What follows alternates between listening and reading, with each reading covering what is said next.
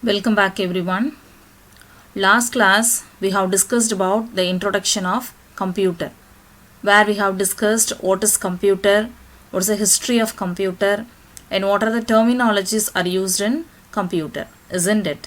So today in this class we are going to see about the introduction to programming language. So generally what is called language? What are the languages you know? Like Tamil, English, Hindi, and so on are called the languages which is used by the human being to communicate each other, isn't it? So to communicate each other for human being, they are using languages like Tamil, English, and so on. Likewise, if a human being wants to communicate with the system, he needs a separate language. Those languages are called programming language.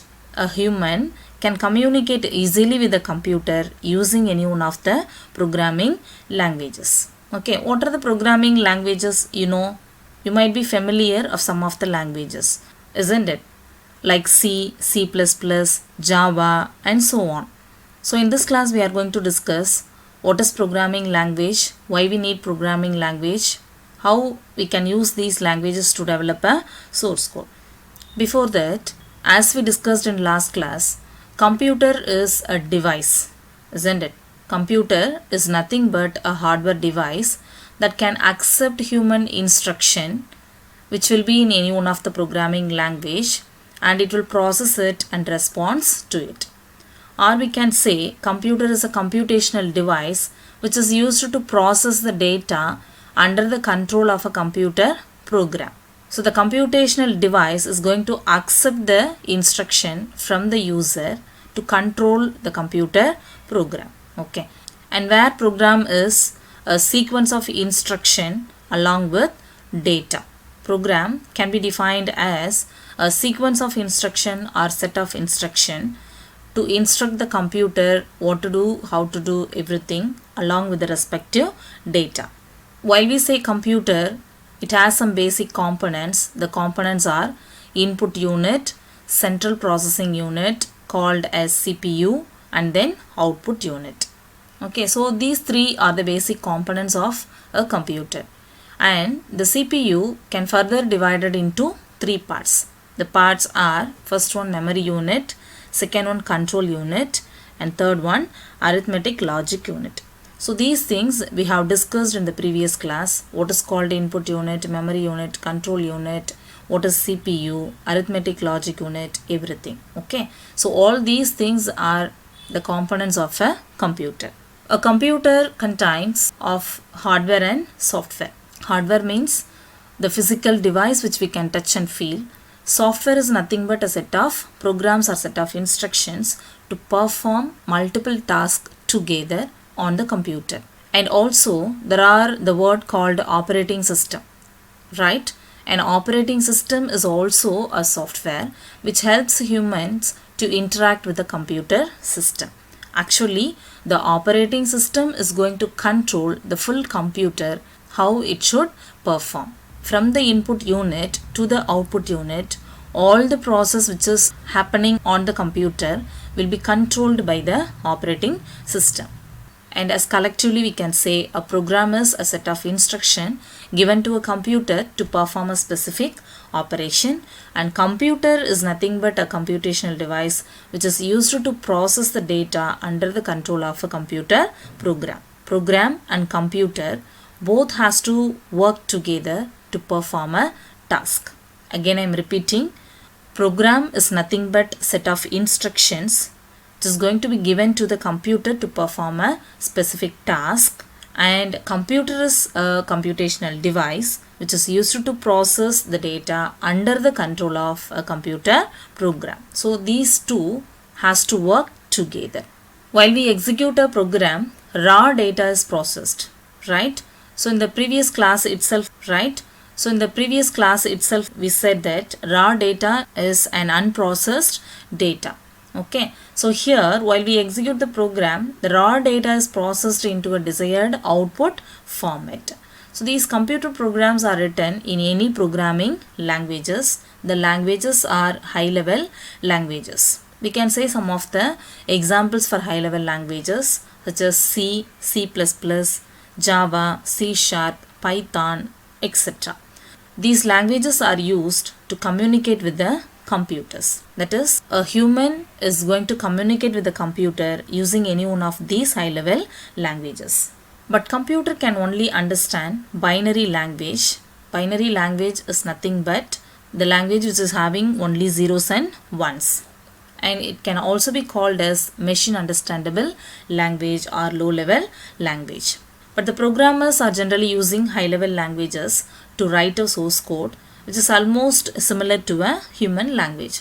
Here we can see the hierarchy of computer language. So far we have discussed some of the things where we have used the words called high level language, low level language, machine language, binary language, likewise, isn't it? These are the different languages which is used by the computer. Here is the hierarchy for the computer language. In that, the first one, high level language, and then assembly language, then machine language. It is not a language. All these languages will be understood by this computer hardware. Okay. So this is the hierarchy for computer language.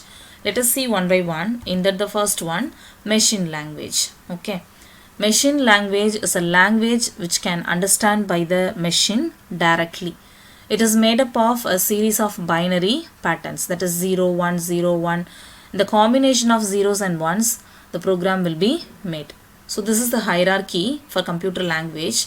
Let us see one by one. In that, the first one, machine language. Okay. Machine language is a language which can understand by the machine directly. It is made up of a series of binary patterns, that is 0, 1, 0, 1. The combination of zeros and ones, the program will be made, which represent simple operations that can be accomplished by the computer. For example, add two numbers, subtract two numbers, multiply two numbers, move this data from this place to another place. So likewise, for simple tasks, we can use this binary patterns. These binary patterns is going to represent these kind of simple tasks. These machine language programs are executable, which means that it is in machine understandable format, so it can be executed directly by the machine. Programming in machine language requires memorization of the binary codes, which is very difficult for the human programmer. Okay. So for all the tasks, we have to use the combination of zeros and ones, which has to be memorized by the programmer to make a program to perform a task. But it is actually very difficult for the human programmer to memorize these kind of binary numbers. Next language is assembly language. They represent an effort to make programming easier for the human. While we compare this assembly language program with the binary language, that is machine language program, this is somewhat easy for the human programmer to make a program. Machine language instructions are replaced with simple mnemonic abbreviations such as add, move, mul, div, likewise. Okay. But these languages are unique to a specific computer. If we take one kind of computer model, it should have a unique assembly language. And also, prior to execution, the assembly language program should be converted into machine language, machine understandable format. Here this conversion is going to be done by an assembler. Okay, assembler is nothing but it is also one of the software which is going to convert the assembly level language program to the machine level language source code. These assemblers also are written for each unique machine language. Each computer model should have a unique assembly language and also should have unique assemblers. Okay, that is what the thing of assembly languages. The next type of languages, high level languages, which can understand by the human being. It is like English language. Therefore, it makes easier for programmers to think in programming language. Examples for high level language are the well-known languages called C, C++, Java and so on. Okay. High level languages also require translation to machine language before execution. As we said for assembly language, before the execution, the developed source code should be converted from assembly language to machine language. As like here, before the execution, the high level language program should be converted into machine understandable format in the machine language. Here this conversion is going to be done by the compiler or an interpreter. Compilers are translating the entire source code program before execution, whereas the interpreters translate source code programs one line at a time, so that the interpreters are more interactive than compilers. Okay, so this is what the thing about high level languages. So we have discussed what is programming language and what are the types of programming language. Okay, and next let us see some characteristics of a programming language. How should be a programming language? So that is what given here under this title. First, a programming language should be simple, easy to learn and use everything, and also should have good readability and human recognizable. The language should be understood by the user easily while we see the source code. That is the first characteristics. Second one, abstraction is a must have characteristics for a programming language, in which ability to define the complex structure and then its degree of usability comes. The programming language should be abstracted so that the complex structure can be provided as an easy one to the programmers. Okay. Next one, a portable programming language is always preferred. Portable programming language is nothing but if we develop a source code on one operating system, it should be transformed to another operating system. You might heard some of the operating systems names called Unix, Linux, Windows and so on, isn't it? In that, if we develop a program for Linux operating system using any one of the programming language, the same source code should be used for another operating system called Windows or anything else as it is. If it is possible, then the language is called portable programming language. And next characteristics is programming language's efficiency must be high so that it can be easily converted into a machine code and executed consumes little space in memory. If a language is efficient, it can be easily converted from the high level language to machine language source code, and also it may consume less space in memory. The next characteristics is programming language should be well structured and documented so that it is suitable for application development. If the structure is proper and easy to understand, and it will be very suitable for application development.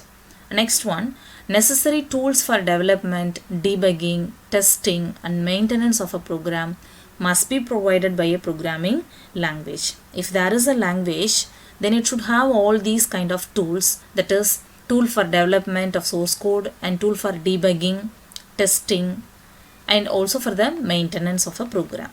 And next characteristics is programming language should provide single environment known as integrated development environment. If a language is having integrated development environment, then it will be easy for the developers to make a source code.